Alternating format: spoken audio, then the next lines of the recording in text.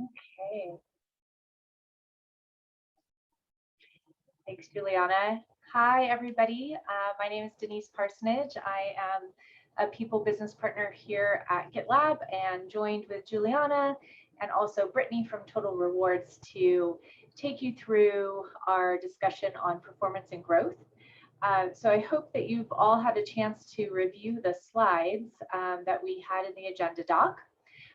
Just to anchor us on, at this time, we're looking at the informal performance and growth conversation facilitated by you as managers. And really why we've decided to kick off this mid-year kind of informal conversation is so that you all are able to be a little more comfortable talking about growth and to ensure alignment prior to our annual compensation review process, which will be coming up in November and Q4. So we're not going to be using an assessment tool or doing like the formal calibration sessions during this time. And this assessment does not impact compensation, but you can document your conversations in your one-to-ones. And also there are some templates that you can find within the training and in the handbook. We really ask that if you have these conversations, which we're highly recommending, that you're doing it by September 20th at the latest, because again, we'll be launching the more formal process in November. And you can find the full details in the handbook around the mid-year check-in process. So we aren't going to go through the slide deck, but we did want to open it up for questions. And then we'll also take some time to go into breakout rooms and walk through some scenarios that you would, as managers, might be faced with in having these important discussions with your team members. So we have one question from Kevin. Kevin, are you on the line? Would you like to verbalize your question? I'd be happy to. Can you please provide an example of how growth factors into the discretionary compensation increases, and if there's a formula on how to use that? Yeah, so there isn't a direct formula for this, but it's rather another data point to account for. The primary indicator for performance remains our performance factor as it was last year. The growth is just kind of another data point to consider when you're assessing. So I added some examples of additional considerations as well. So promotion, transfer, mid-year review increase, a recent hire who may be already aligned to market and performance rates. So there's not a growth, there's a growth factor in that it's an input, but it's not a performance factor and a growth factor, each with a formula, if that makes sense. And Brittany's on the call as well, if you want to add any additional color to that, Brittany. Yeah, I think that's a great summary. Thanks, Juliana. Cool. Anything else anyone want to verbalize that's not in the doc?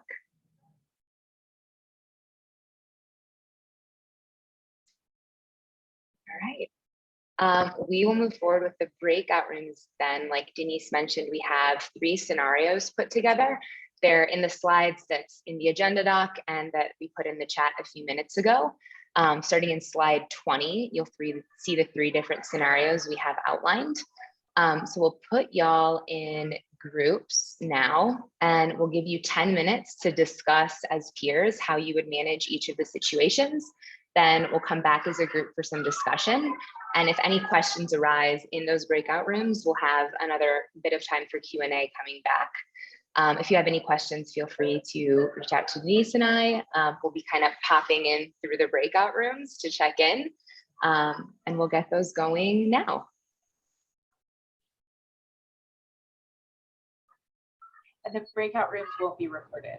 We will pause the recording for the breakout discussion. Hey, I'll just resume the recording. Thanks so much. Denise and I were kind of popping and floating, and it seemed like discussion was great. So thanks for going through those together. We'll kind of go through each scenario. We'd love to hear takeaways from you, any questions that arose from the scenario, kind of highlights from your discussions that you're willing to share. And we can start with scenario 1, the performance step. Does anyone from the groups want to share kind of a summary, some highlights, anything interesting from your discussion? I took some notes, so I'm happy to share from our group, if that's okay, everyone. Yeah. Sweet. Yeah, so the first one was an interesting one. We thought it would be best to evaluate if there were factors outside of work or even potentially inside of work that could be impacting the person's performance that aren't immediately visible. Considering that in that length of time, you may not have built up a really good relationship with the person, so maybe get different angles if possible. We had we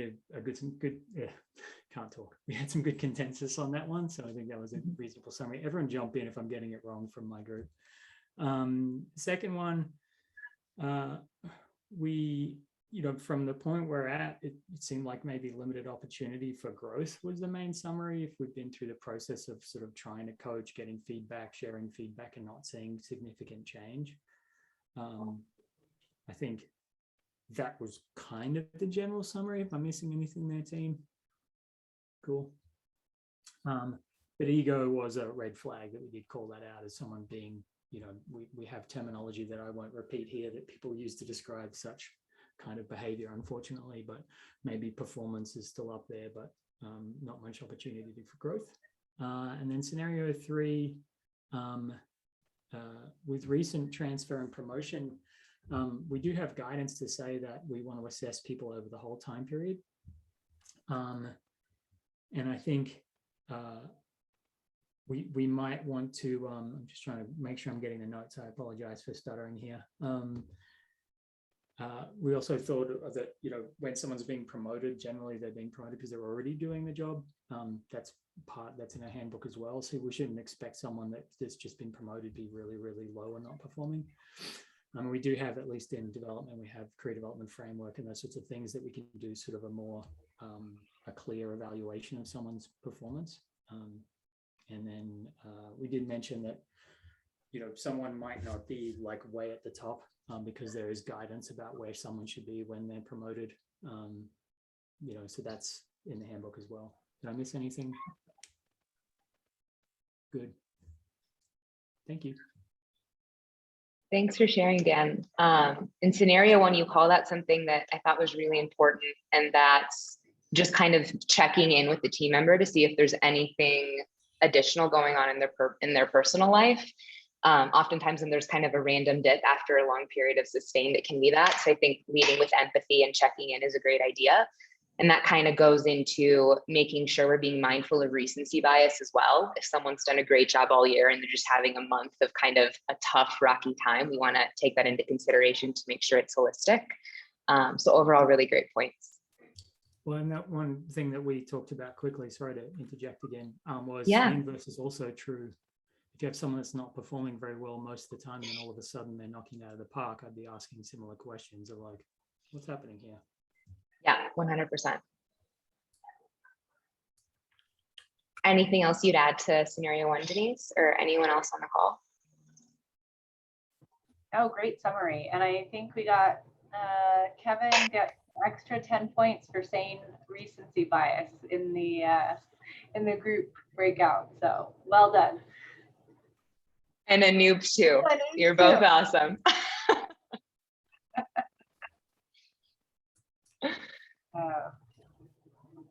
Great. Scenario 2, anything else? I think Dan called out ego, making sure that that's in check, the importance of collaboration. Anything else that came up in discussion on scenario 2?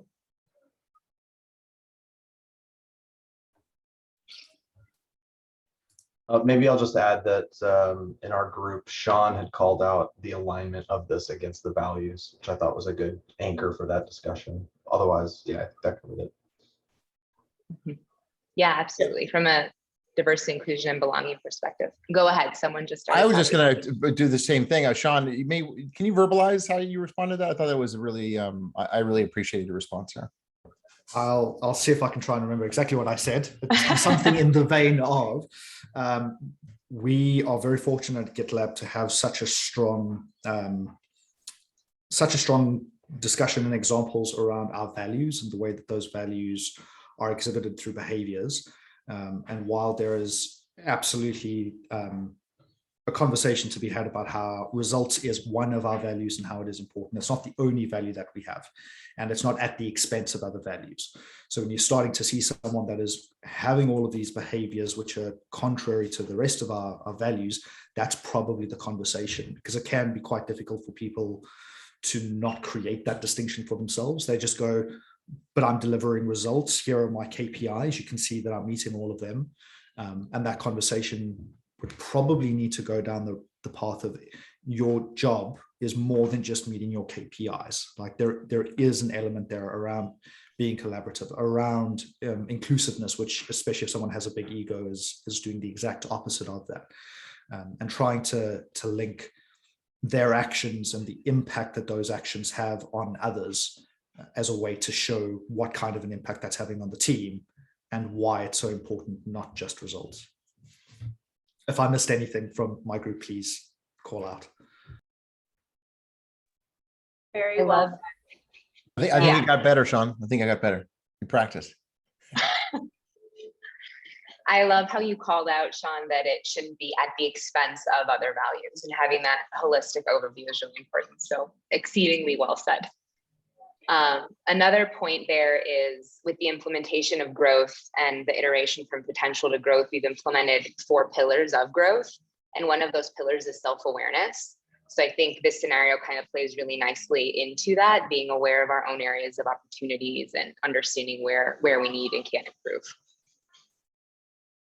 That's interesting. In our group, we were playing more on the performance side. Like, since values are part of the performance matrix, we're saying that this person's actually underperforming despite having hit their KPIs. And self-awareness, like I think it was Patrick was like, well, you might be self-aware that you're awesome, like, and but you're still not necessarily performing like on the performance matrix based on the way that we are laid out. Yeah, I 100% think it ties into performance too. But when we think about self-awareness, I think we'd ideally have someone be aware of their strengths and improvement areas. And it sounds like in this case, Tanuki maybe didn't have the improvement area awareness totally locked in. But I agree, this is primarily performance. And I would agree with you, Lyle, in that it would be a sign of underperformance from that perspective if there's this big of a gap between results and the diversity, inclusion, and belonging alignment. It's not just the what, it's the how. We should, keep that top of mind. Anything else in scenario 2? All right, on to scenario 3. Any other comments and thoughts on this one? Is that a sign? What's that all about? Church bells ringing, Julia. It's the church bell in Mexico. I'm in Mexico for 5 weeks and they're literally the church bells outside. So I'm going to take it as a good omen. That is literally the best interruption I think I've had in a year. The church bell outside. There's a church across the street from my co-working. And you were just rolling with it, just going, just like, I'm rolling with it. Good. I was waiting. I was going to say, should I tell them that the church bells are happening? Is someone going to tell me that they heard them?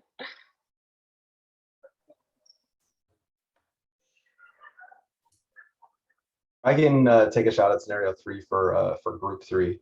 So we talked a lot about wanting to align this conversation against kind of a longer view of the career trajectory and how it's perfectly acceptable that if you're recently promoted, it's very expected that you're still getting comfortable with the roles and responsibilities of that new level within the job family, and that you need time to align against those pillars within that growth category.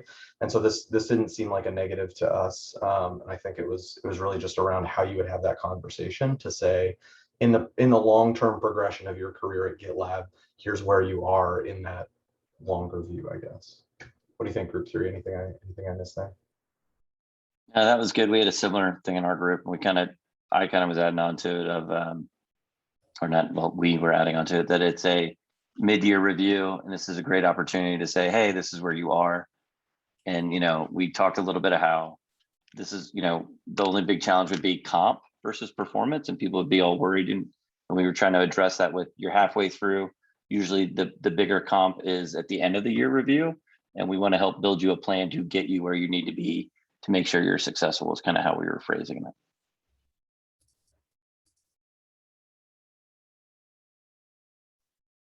Yeah, and another point is that developing shouldn't be automatically associated with underperformance because of this exact scenario. A lot of times when someone's promoted, it's in acknowledgement of what they've been doing. So there's a reset in some way in terms of expectations in the role. So I think communication, to your point, is really key in how this message comes across. Yeah, and I've even seen it, other companies reset policies around people within a certain cycle of that promotion automatically move to like that developing state, because you need, even as a manager, you need time to give them ability to perform with some consistency over time. Absolutely. Yeah, in some ways, a promotion is a reset in a sense, like an acknowledgement of all of the good that has happened and a clean slate moving forward.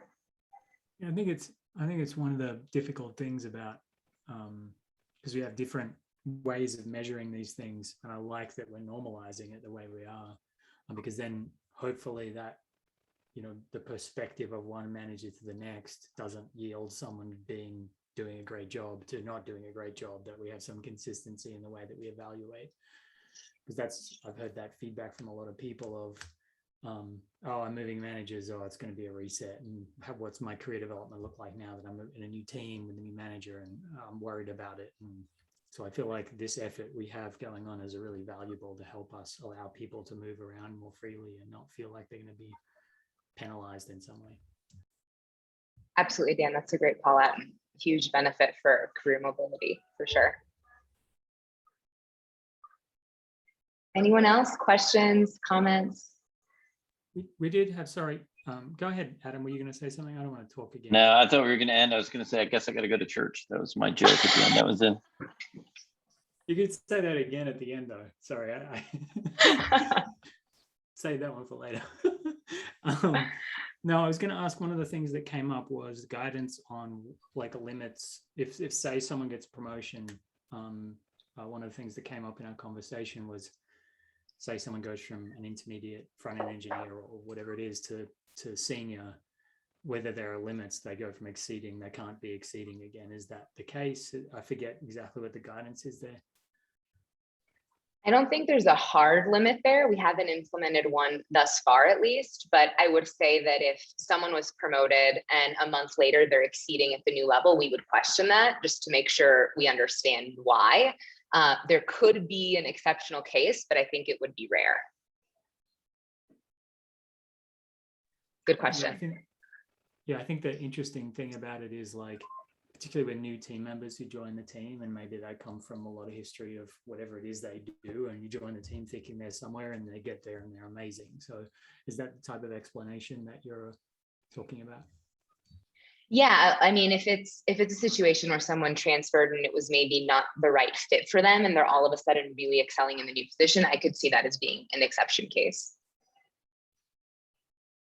There was something that David actually pointed out in our group, which is when someone is being promoted, is that because they are showing the aptitude and the potential and they're really close, and this is that final little bump to get them into the new role so that they have that mental space and capacity to start to perform to their potential?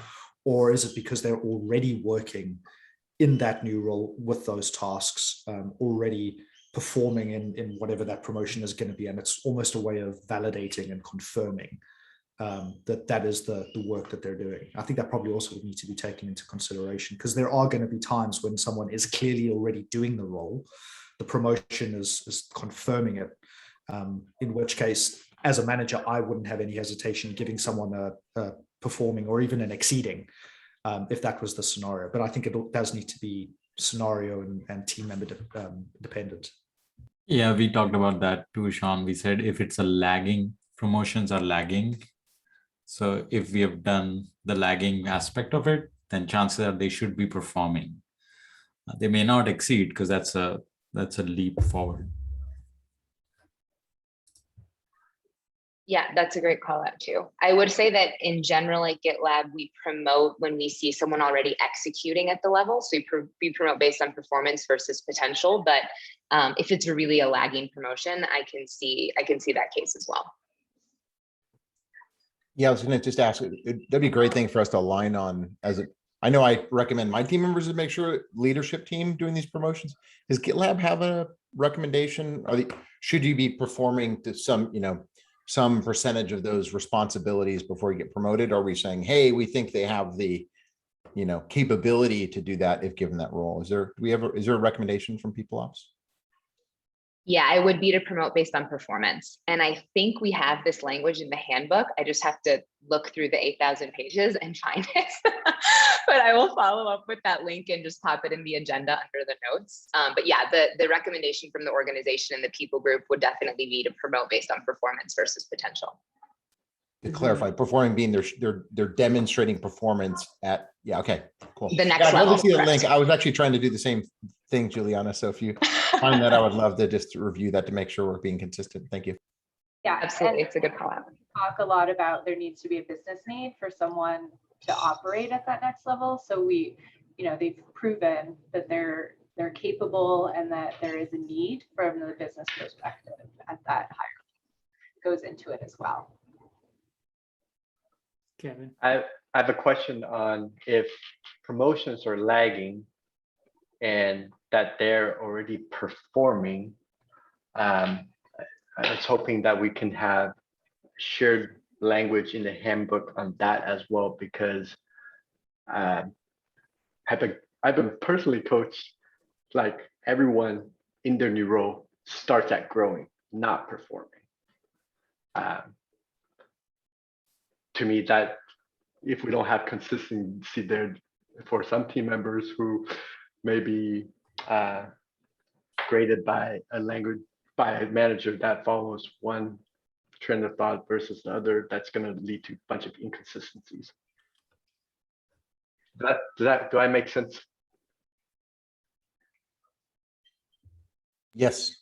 Yes. I think we're aligned on that. I think Juliana is going to find the handbook. Juliana dropped it in the notes already. David, if you want to grab that.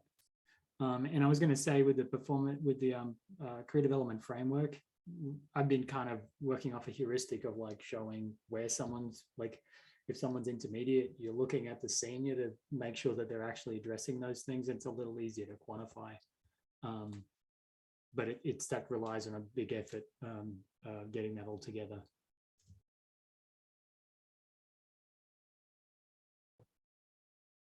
I think that's also the importance of when we get into the formal review process of really going through that calibration and making sure that your peer leaders on your team are aligned and we're all calibrating performance in the same way, thinking about the what and the how, and thinking about what criteria we use as a company for those promotions.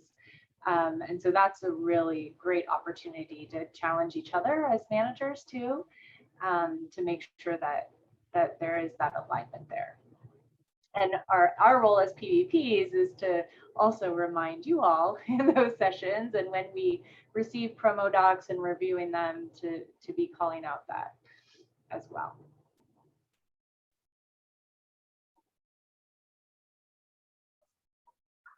Yeah, great discussion, great points, great questions, everyone. We have about 4 minutes left, Juliana. Correct. Yep, 3 minutes left. Any final questions or comments? How did you like this session with having the breakout discussions versus doing this async? That was cool. I just didn't prepare for it. I didn't know until I opened the doc. That was my fault. Sorry, Daniel, go ahead. No, you're right. No worries. Yeah, I thought it was good. It's always nice to chat with people about these sorts of things and get other ideas, particularly when Crystal gets it right and I get it wrong. Like one of the questions, I was like answering part of the question. I don't know what I was doing there. Thanks for that, Crystal. Yeah, I liked it. It took me back to my manager challenge days. Shout out to Josh Zimmerman for building an awesome program. So yeah, for those on this call, if you like the breakouts, sign up for the manager challenge. They're awesome. Yeah, +1 to the manager challenge. It's great. Cool. Yeah, we'll keep doing sessions like these that are maybe more interactive to give you all a chance to kind of brainstorm and discuss amongst yourself as managers. And if you have any other feedback on the format, content, any questions that come up later, feel free to reach out to your people business partner for more context. And it's a great way to meet other team members with a kind of intentional context too. So another +1. Thank you. Can I ask one Thanks, quick John. question? Yeah, of course. So in the scenario, I know we talked about edge cases. In a scenario of like edge cases, like I'll use the example of like, say that somebody's boss like left the company and now that person's now taking up that manager position, right? And they've been working that position for X amount of time and they've been doing real well in that. So they've been performing at a manager level, but on paper aren't a manager and they're going to get promoted to that level.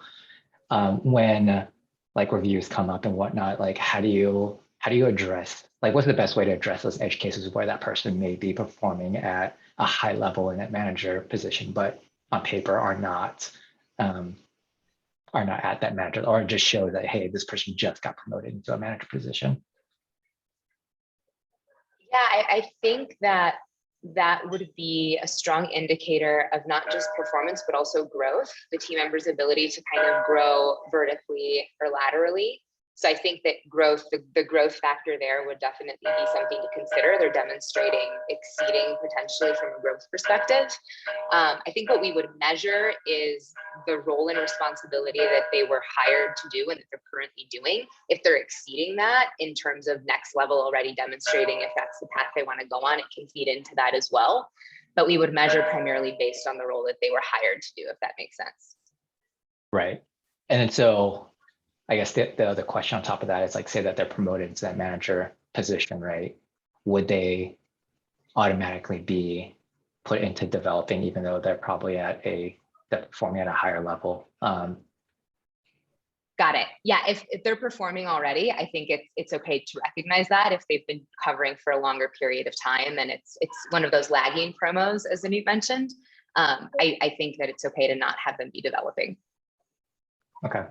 And so we got to like the compensation part of that. How do we handle that with that team member when we know that? Do we talk to like our people business partners, say like, hey, this person is actually not developing, actually at performing at a higher level? How do we have that discussion? Yeah, the people business partner can definitely support. And if they were promoted to the manager level, they would have had a compensation review to make sure that their comp is in line with the next level already. So that should help kind of close that gap as well. Got it. Okay, thanks. Cool. Sorry, y'all. So we went a little bit over. No worries. Thanks for joining. Thanks for the questions. Have a great rest of your morning or evening. Bye. Bye.